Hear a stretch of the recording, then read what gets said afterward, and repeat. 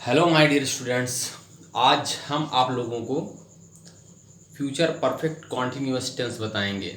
Future perfect continuous tense जो है, इसमें क्या होता है कि कार्य पहले से चला आ रहा होता है और भविष्य में कार्य का जारी होना पाया जाता है। जिसे वह दो दिन से पढ़ रहा होगा, मतलब 2 दिन पहले से ही वह भविष्य में भी पढ़ रहा होगा। तो मतलब वर्तमान से लेकर के या पास्ट से लेकर के फ्यूचर तक कार्य का जारी होना जब पाया जाता है, तो इसी को हम कहते हैं फ्यूचर परफेक्ट कॉन्टिन्यूअस टेंसेस। और इसमें इसकी पहचान क्या होती है? वाक्य के अंत में रहा होगा, रही होगी, रहे होंगे आदि शब्द आते हैं। और इसमें निश्चित समय के लिए सिंस का प्रयोग करते हैं और अनिश्चित समय के लिए फॉर का प्रयोग किया जाता है। जैसे कि और भी अन्य आपने पढ़ा present perfect continuous tense, past perfect continuous tense, उसी तरीके से ये भी है फ्यूचर परफेक्ट कॉन्टिन्यूअस टेंस। बस इसमें थोड़े से स्ट्रक्चर में बदलाव आ जाते हैं, बाकी सारा नियम और रूल वही लगेगा। तो अब यहाँ पर देखिए, जो हमने यहाँ पर लिखा हुआ है कि पहचान में वाक्य के अंत में रहा होगा, रही होगी, रहे होंगे आदि शब्द दिए होते हैं। समय भी दिया होता है तथा समय मतलब समय भी दिया होता है। निश्चित समय के लिए सिंस का प्रयोग करते हैं। निश्चित समय कौन कौन सा होता है लिख दिया यहाँ पर, दिन, महीना तथा वर्ष का नाम। दिन का नाम मतलब होता है संडे, मंडे, ट्यूसडे। महीने का नाम जुलाई, अगस्त, सितंबर, अक्टूबर। और वर्ष का नाम 2001, 2002, 2003।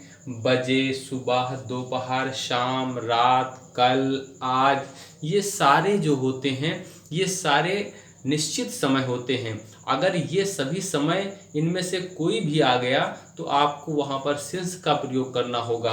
और अगर अनिश्चित समय आ गया, अनिश्चित समय में दिन, महीना, वर्ष, घंटा, मिनट, सप्ताह। दिन का मतलब होता है 1 दिन, 2 दिन, 3 दिन। महीना का मतलब 1 महीना, 2 महीना, 3 महीना। वर्ष 1 वर्ष, 2 वर्ष, 3 वर्ष। घंटा भी इसी तरीके से, मिनट भी इसी तरीके से, सप्ताह भी है।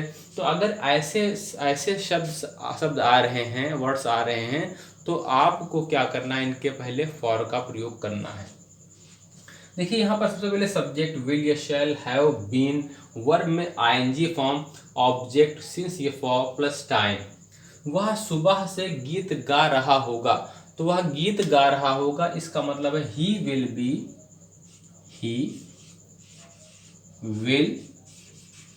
Have been, he will have been. और गाना को बोलते हैं सिंगिंग। देखो विल के साथ हैव बीन का भी प्रयोग आपको करना होगा। He will have been singing. Verb की आईएनजी फॉर्म हमेशा रहेगी। He will have been singing a song.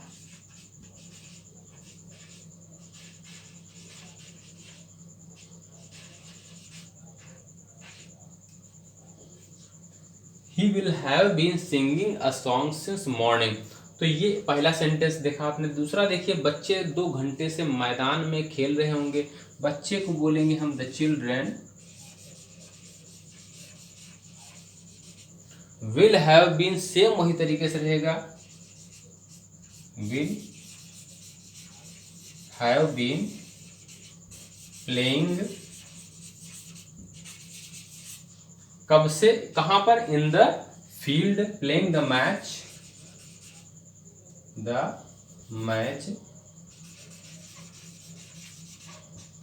In the field. मैदान में खेल रहे होंगे। 2 घंटे से समय भी दिया गया है, तो इसका मतलब फॉर 2 आवर्स।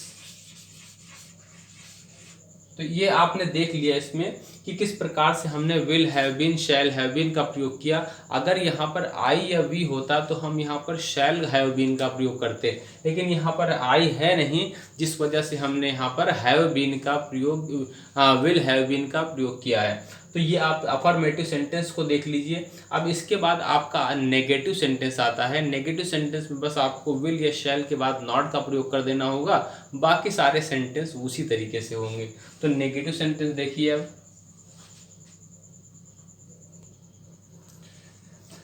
देखिए अब आता है नेगेटिव सेंटेंस। नेगेटिव सेंटेंस में हमने जैसा कि बताया था आपको कि सब्जेक्ट के बाद विल या शैल आता है, उसके जस्ट बाद हम नेगेटिव वर्ड का यूज़ कर देंगे, नॉट का भी यूज़ कर देंगे, उसके बाद हैव या हैव बीन का यूज़ कर देंगे, फिर वर्ब की आईएनजी फॉर्म लगाएंगे, ऑब्जेक्ट लिखेंगे, सिंस या फॉर और प्लस टाइम का यूज़ करेंगे।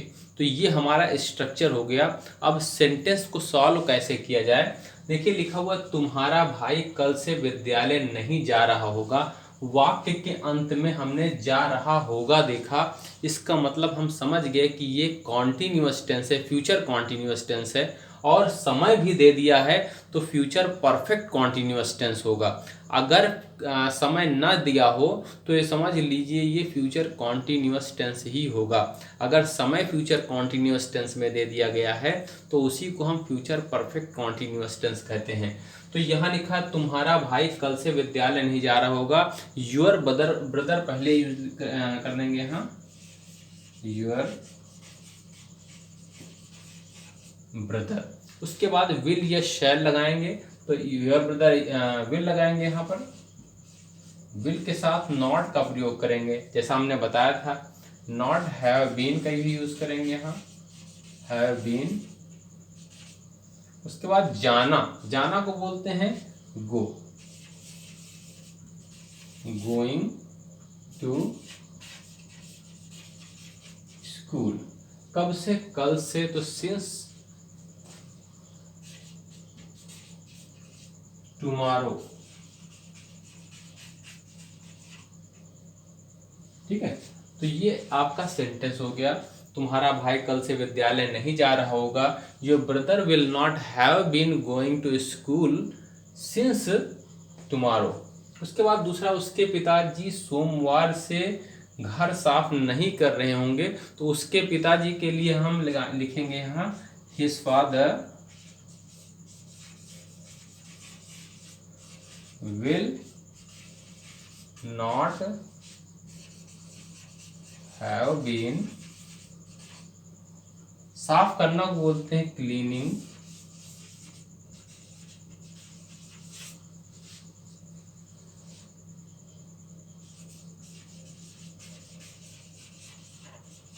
The house.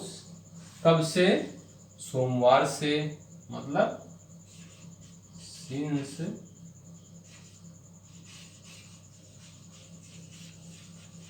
Monday, since Monday. तो इस तरीके से ये सेंटेंस आपने नेगेटिव में देखे किस तरीके से नॉट का यूज हुआ था, हमने नॉट को किस प्रकार से सॉल्व किया। अब आता है आपका इंट्रोगेटिव सेंटेंस। देखिए अब सेंटेंस आता है इंट्रोगेटिव सेंटेंस। इंट्रोगेटिव सेंटेंस में सभी लोग आप जानते हैं कि यहाँ पर क्या शब्द पहले आता है, बीच में भी क्या शब्द आ जाता है। तो जब क्या शब्द पहले आए तो हम सहायक क्रिया पहले लिखते हैं। तो यहाँ पर सहायक क्रिया लिखेंगे, विल शैल लिखा हुआ है तो हम यहाँ लिखेंगे क्या बच्चा 2 घंटे से रो रहा है। तो इसका मतलब बच्चा है आई वी, अगर आई वी होगा तो वहाँ हम शैल लगाएंगे, बाकी अदर जो भी होगा सबके साथ विल लगाएंगे। तो बच्चा के साथ हम यहाँ लगाएंगे will.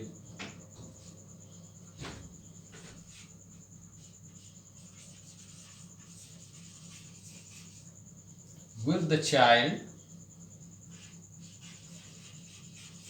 have been weeping? Will the child have been weeping?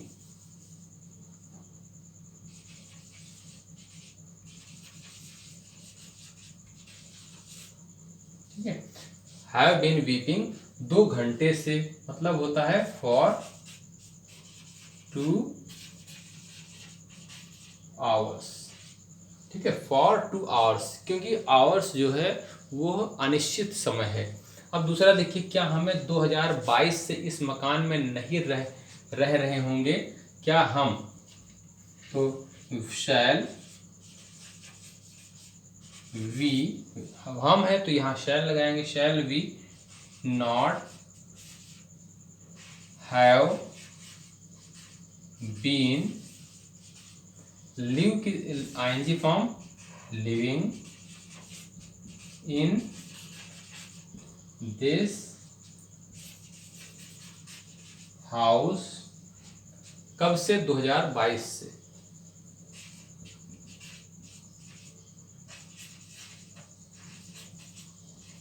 Since 2022। उसके बाद है वह 2 दिन से कौन सी पुस्तक खरीद रहा होगा? तो विच बुक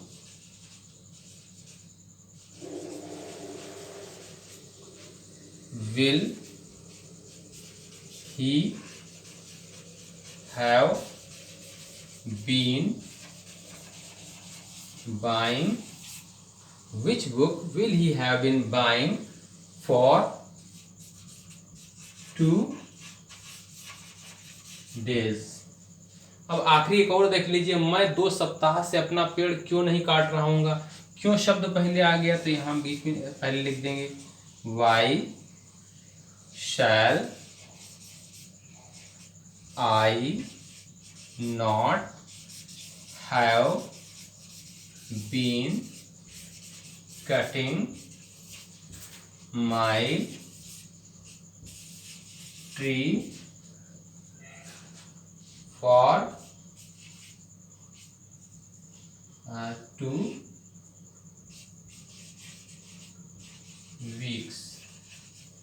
ठीक है, तो अब ये why shall I have not been cutting my tree और फॉर 2 weeks, तो ये सारे सेंटेंसेस इंट्रोगेटिव सेंटेंसेस हैं जिसको आप अच्छी तरह समझ गए होंगे। तो हमने चारों सेंटेंस बता दिया, affirmative, negative, interrogative, negative sentences. तो ये सारे सेंटेंसेस बहुत आसानी से आपको सॉल्व करने हैं। यहाँ पर देखिए विल या शैल, अगर क्वेश्चन वर्ड लिखना तो यहाँ क्वेश्चन वर्ड आप लिख सकते हैं। ठीक है, तो आशा है ये पूरा sentence tense future perfect continuous tense भी आप समझ गए होंगे। नहीं समझ में आ रहा है, आप इसकी एक्सरसाइज कीजिए, दोबारा वीडियोस को आप देखते रहिए। ठीक है, धन्यवाद।